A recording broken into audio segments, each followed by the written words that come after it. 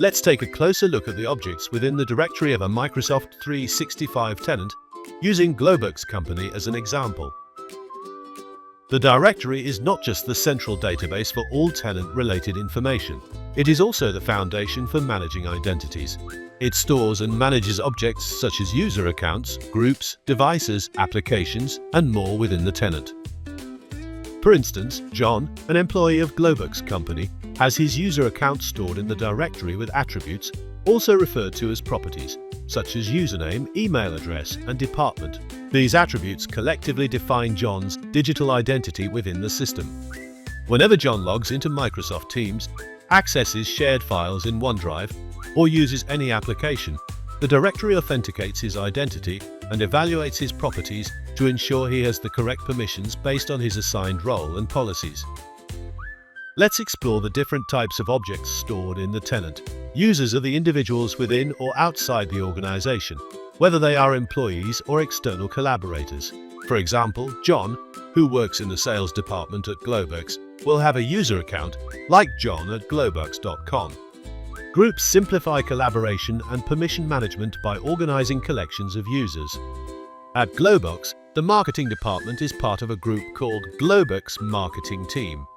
This group grants access to shared folders in SharePoint Online and sends targeted announcements via Microsoft Teams. Devices refer to physical or virtual assets registered in the tenant, such as laptops, tablets, or mobile phones. For instance, Maria, a product manager at Globex, uses a company-issued laptop to perform her tasks.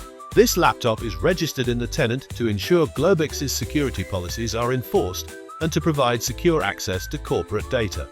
Domains provide a distinct identity for communications, like custom email addresses.